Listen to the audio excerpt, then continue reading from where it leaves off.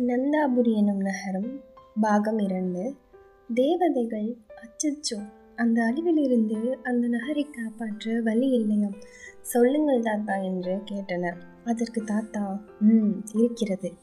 இல்லாமல் போகுமா? நோயை தரும் இறைவன் நோய்க்கான மருந்து தராமல் போவானா? அதுபோல இந்த நகருக்கு வரும் தீமையிலிருந்து இதனை காப்பாற்றும் வழியும் இருக்கிறது. உடனே தேவதைகள் அந்த வழியை சொல்லுங்கள் தாத்தா என்று அவசரப்படுத்தினர். அதற்கு தாத்தா, இந்த யமுனை நதி அக்கறையில் உஜ்ஜயினி மன்னன் நாளை படையுடன் வந்து தங்குவான். நதியை கடக்க பாலமில்லாததால் என்ன செய்வதென்று தயங்குவான். அதற்குள் நந்தாபுரி மன்னன் யமுனையின் மீது பாலம் அமைத்து படைகளுடன் அக்கறைக்கு சென்று விட வேண்டும். உஜ்ஜயினி படைகள் அக்கறைக்கு வந்து சேரும்போது 20 காதம் நடந்து வந்ததால் சோர்ந்து போயிருக்கும். திடீரென அதை தாக்கி கொன்று வெற்றி பெறலாம் என்றார். இதையெல்லாம் அமைச்சனின் மகன் ஆனந்த கோசன் மரத்தின் மறைவிலிருந்து கேட்டுக்கொண்டிருந்தான். ஒரே நாளில் யமுனையின் மீது பாலம் கட்டுவது எப்படி என்று அவன் சிந்தித்து கொண்டிருந்தான். அப்பொழுது அதே சந்தேகத்தை ஒரு தேவதை தாத்தாவிடம் கேட்டாள். தாத்தா, ஒரே நாளில் பாலத்தை எப்படி கட்ட முடியும்? இதற்கு ஏதேனும் வழி உண்டா என்று கேட்டாள். இதற்கு அவர், வழி இருக்குது. பாலம் கட்டவே, சிறு பாலம் கட்டவே உயர் பனை மரத்தை இரவுக்குள்ளே வெட்டி சாய்க்கணும். குறுக்கே வெட்டி சாய்க்கணும். வெட்டி சாய்த்தால் பாலம் போல விரிந்து படர்ந்திடும். மரந்தான் விரிந்து பறந்திடும். அதுவும் நமக்கு அருகிலேயே வளர்ந்திருக்கிறது. இந்த ரகசியத்தை பிறர் குறைத்தால்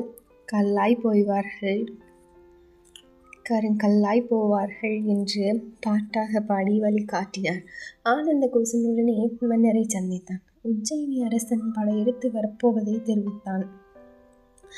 அவனை அக்கரையிலேயே தாக்கி அழிக்க வேண்டும் என்றும் யமுனையில் பாலம் அமைத்து நம் படைகளை அக்கரைக்கு கொண்டு போக வேண்டும் என்று தெரிவித்தான். மன்னன், அது சரி, ஒரு இரவுக்குள் யமுனையில் பாலம் கட்டுவது எப்படி என்று தெரியவில்லை என்றான். அதற்கு ஆனந்த கோசன், அந்த பொறுப்பை என்னிடம் விட்டு விடுங்கள், நான் பார்த்து கொள்கிறேன், நீங்கள் நிம்மதியாக இருங்கள் என்று கூறிவிட்டு யமுனை ஆற்றங்கரைக்கு வந்தான். அங்கிருந்து பனை மரங்களை வெட்டி சாய்த்தான். அவை இரு கரைகளையும் தொட்டு கொண்டு விழுந்தன. அவற்றை பாலமாக கொண்டு தன் படைகளை அக்கரையில் இறக்கினான். அங்கிருந்த மரம் செடிகள் மறைவில் வீரர்களை பதுங்கி இருக்கும்படி ஆணையிட்டான். அவர்களும் அவ்வாறே மறைந்து கொண்டனர். உஜ்ஜயினி படை களைத்து போய் வந்ததும் மறைந்திருந்த வீரர்கள் தாக்கத் தொடங்கினர். எதிர்பாராத இந்த தாக்குதலில் எதிரிப்படை நிலை குலைந்து போனது. செய்வதறியாது அப்படை புறமுதுகு காட்டி ஓடியது. ஆனந்த கோசன் மாபெரும் வெற்றி பெற்றான். வெற்றி வீரனாக வாகை சூடி வந்த ஆனந்த கோசனுக்கு அரசன் பட்டமும் பரிசும் தந்து பாராட்டினான். அடுத்த வாரம் வெள்ளிக்கிழமை தேவதைகள் ஆடிப்பாடி கொண்டிருந்தனர். வெண்தாடி வேந்தர் ஆகிய தாத்தாவும் வந்தார். ஆனந்த கோசன் ஒரு மரத்திற்கு பின்னால் மறைந்து நின்று இவர்களை கவனித்து வந்தான். இவர்கள் பேசுவதை கூர்மையாக கேட்டுக்கொண்டிருந்தான். அப்பொழுது ஒரு தேவதை, தாத்தா, இன்றைக்கு எங்களுக்கு என்ன சொல்ல போகிறீர்கள் என்று கேட்டாள். தாத்தா ஒரு பெருமூச்சு விட்டு, என்னத்த சொல்வேன், எப்படி சொல்வேன், நந்தாபுரிக்கு வடக்கே உள்ள வைஷாலி நகர மன்னன் இந்நகரை கைப்பற்றுவான். இந்த நகர மன்னன் நரேந்திர பூபதியை சிறைபிடிப்பான். அவனுடைய ஒரே மகளான சாயாதேவி அவளை சிறையெடுத்து தன் மகனும் அரை பைத்தியமுமாகிய வித்தக வினோதனுக்கு மனம் முடித்து வைப்பான்.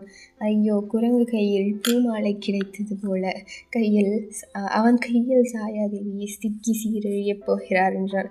இதை கேட்ட தேவதைகள் ஒருத்தி, பாவம் இளவரசி, அவளை இந்த நாட்டு அரசனையும் எப்படி காப்பாற்ற வழி ஏதும் இல்லையா தாத்தா என்று கேட்டாள். மேலும் பதிவுகளுக்கு சேனலை லைக் பண்ணி ஷேர் பண்ணுங்கள், சப்ஸ்கிரைப் பண்ணி வச்சுக்கோங்க.